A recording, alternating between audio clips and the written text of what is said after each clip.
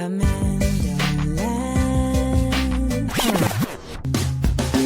Black around the world, black around the world. Black around the world, black around the world, black around the world. So we international. Passport. Hey. Let's do it one more time because I love AmandaLanders.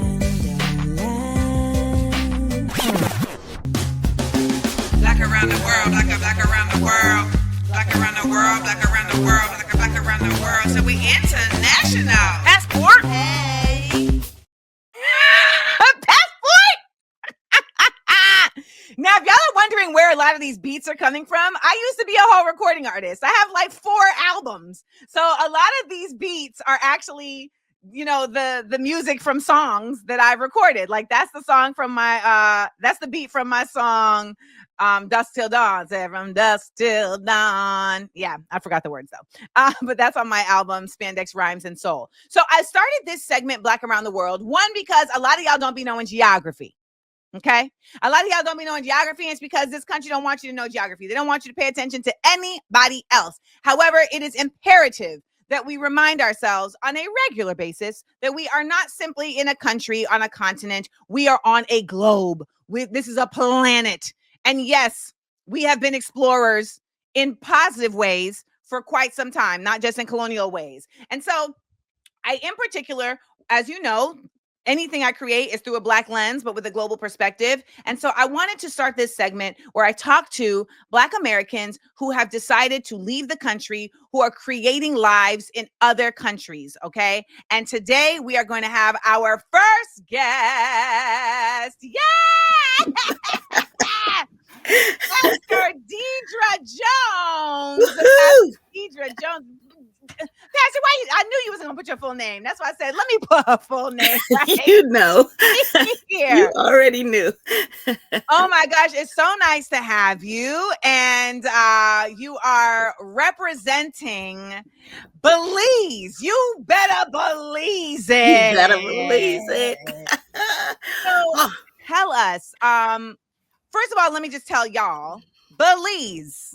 Okay, this is where Belize is located. Belize is located in Central America, and it borders Mexico and Guatemala. All right, Mexico and Guatemala. It is on the Caribbean Sea, and Belize was not settled by the Spaniards. It was settled by the British. So Belize is actually an English-speaking country, and it's really unique because it combines, you have folks that are like came from Mexico that are mestizo, so that have like the Spanish and Mexican influence together. But then you have the Mayan people, so you have those indigenous people. But then you have the Garifuna people that we talked about with Junkanoo on our Christmas episode. Make sure you go back and check that.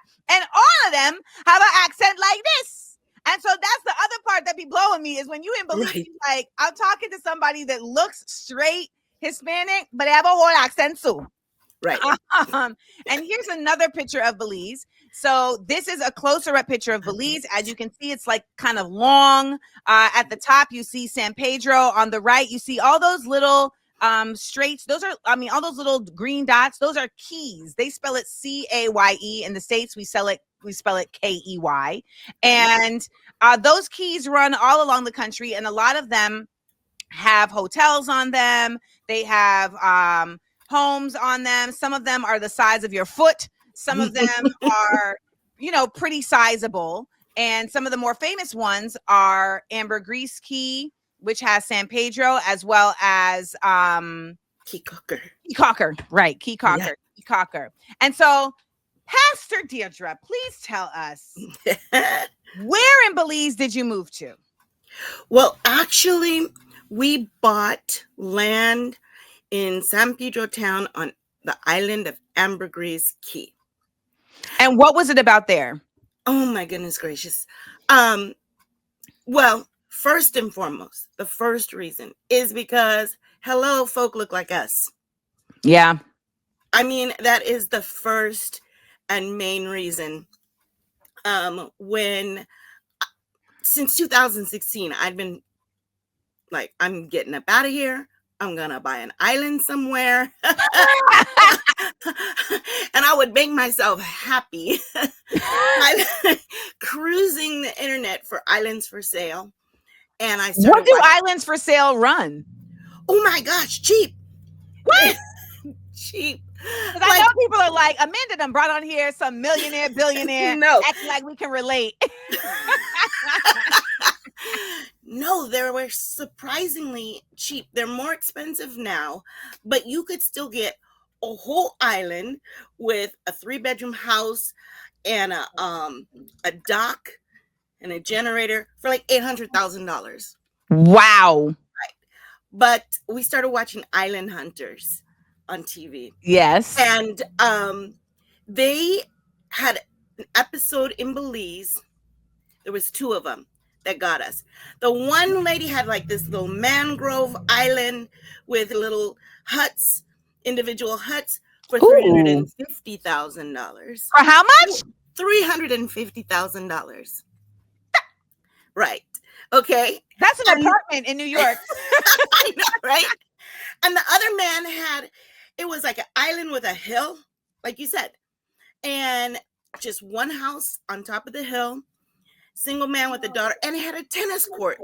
You know that won over Terrence. Please let them know your husband was my tennis coach, y'all. Right? Right? Wow. And he bought that island for $650,000. Right? And so your boy was like, let's go. we got to go see for ourselves. And, you know, we had an amazing realtor, Keller Williams out there. Yes, I'm plugging their names because they're local. They were awesome. And they were like, if you buy, great. If you don't, great. Because we want people here who are going to support the country and love the place like we do. And, but they said, remember though, it's an island. God's not making any new dirt. Right. We were just going to look, just to fantasize. And one day when we retire, we're going to X, Y, and Z. But when we found our piece of property, we were like, no, we're not going to find anything like this because this will be gone when we think we're ready. So ignore the comments. Ignore the comments. I see you reading the comments. Ignore the comments. I will address them. I will address them because I see somebody throwing shade already, but I will address them. Whatever.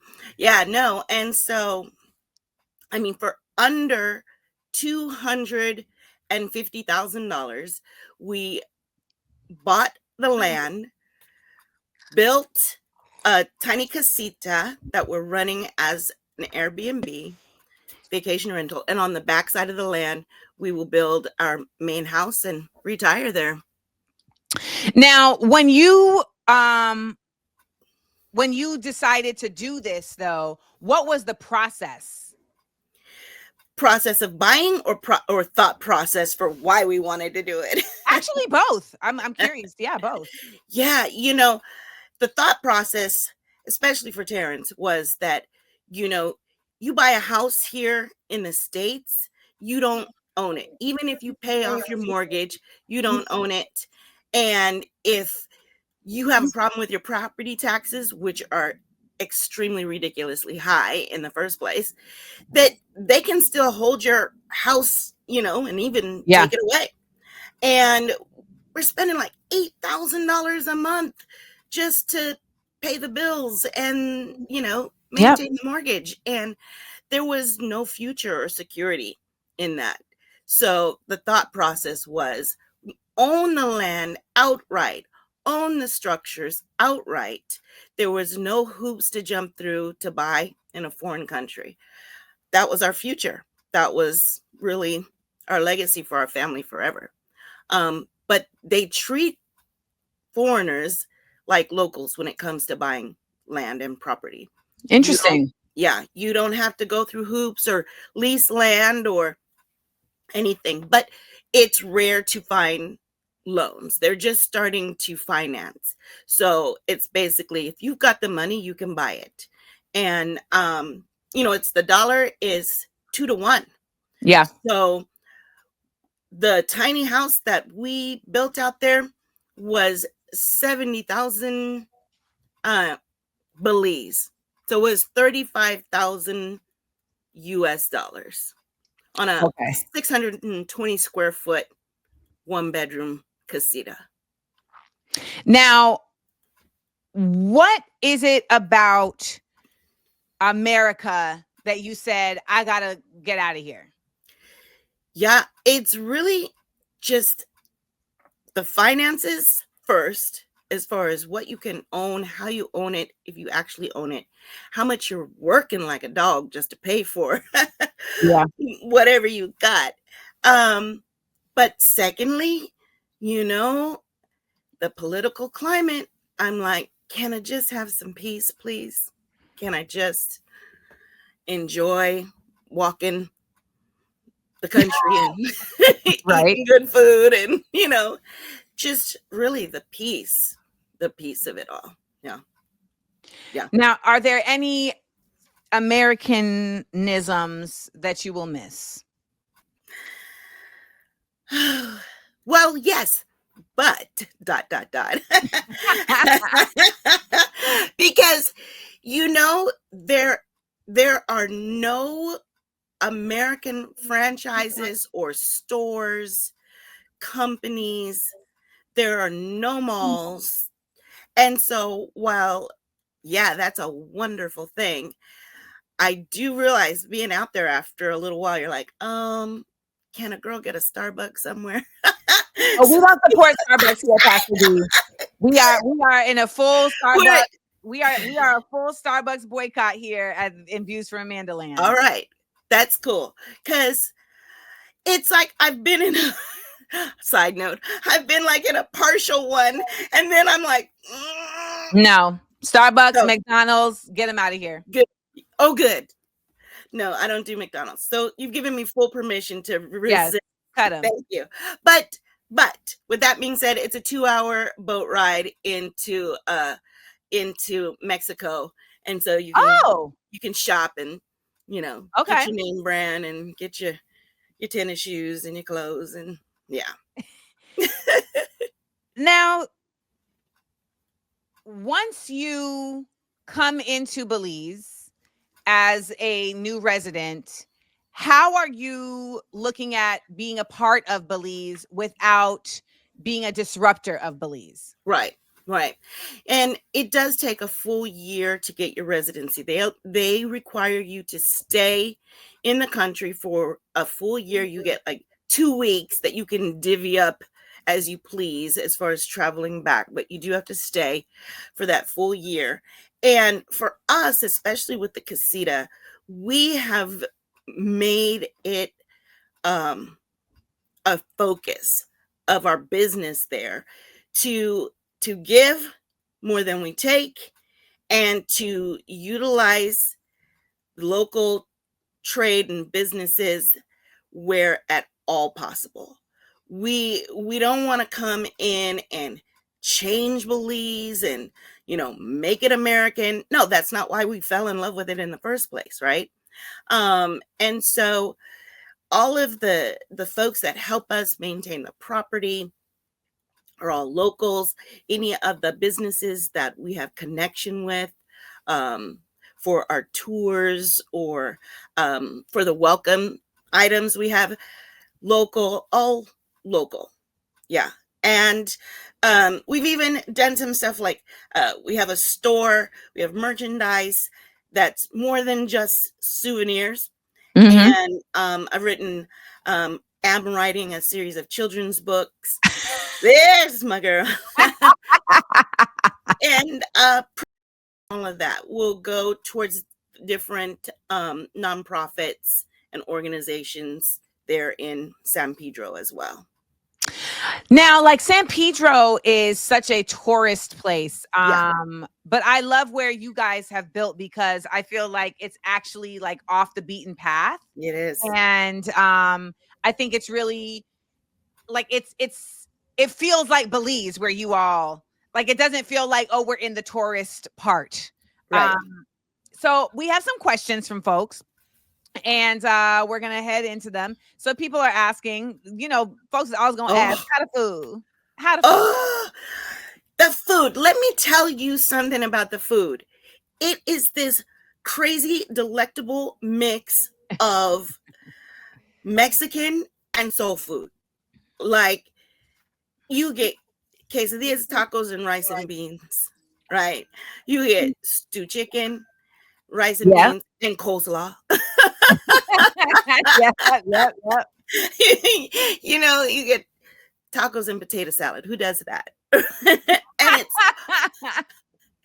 it's all good. And the crazy thing is that even the restaurants that will cater more, you know, to the Western culture, why do I need to go all the way to Belize to get the best stone fire pizza and wings I've ever had anywhere?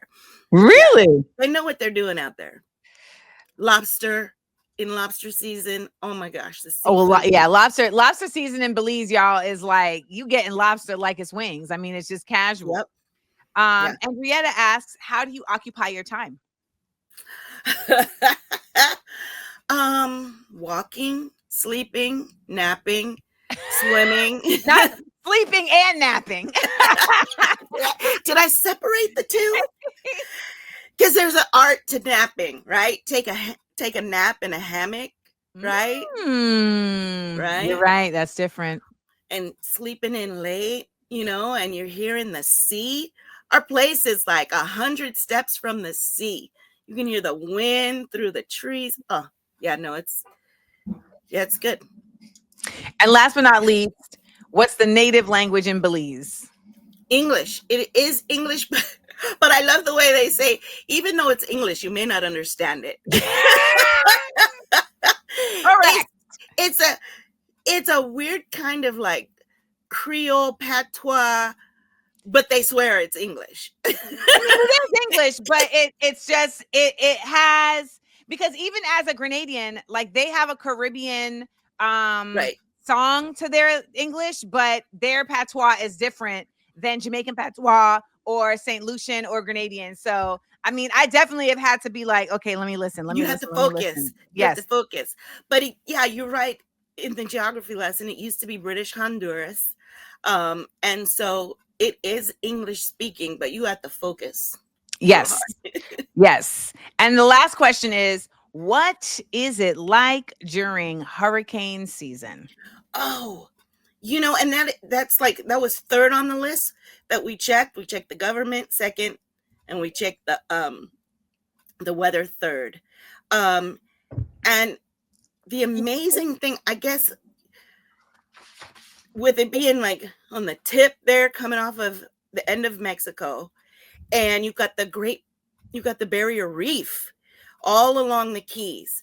And so that barrier reef and the way it's situated breaks a lot of the hurricane weather. And so while you will be on full hurricane warning, and it can be bad in Mexico, it generally breaks against the reef so that it's a bad tropical storm, or really, you know, what you experience is a bad tropical storm. Yeah. But I mean, I will say that Belize typically wouldn't get storms, but because we're in a different time, you know, we're seeing different changes and adjustments. But I will say that places like Belize, the people work together to recover. Yeah, they do. They work together to recover and to prepare, because I was there building when you know, hurricane came through, and they were just, Mom, what can we do? You need your windows boarded. I'm like, I don't know what I need. And they just took care of me. I don't know what I need. And they just took care of me. And they will hole up in houses. They're like, make it a party, you know, invite the families and just bunk up. Yeah, they work together. They love each other, help each other. Yeah, it's good. So if you were telling somebody who was thinking about leaving the States and coming to Belize, what would you give them as your like final word on how to be in Belize without being just another American colonialist?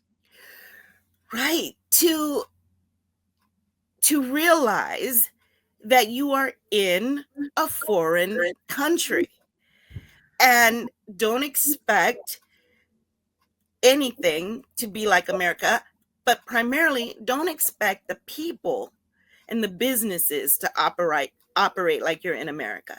You're going to go slow. You're going to wait on people. You're going to have to trust people or learn to be real discerning, and just take your time. Don't try to force people, rush people, because that's the first way you're going to get nothing done. That's the first way you're going to get nothing done. Thank you so much for being our first ever guest on Black Around the World. So amazing. Thank you. People some insight and expanding our minds to the fact that there's an entire globe out here, y'all. There is an entire globe. And now we know that we can check out Belize. But always remember, like Pastor Dierdre said, when you go to these places, you are not going to be American. Yeah. You are going to be Belizean. Thank you so much. Thank you. And y'all, you can check out the Cozy Key right here at the at in her graphic. So check out Cozy Key Belize. Thank you so much. Thank you. You guys, are y'all going to Belize?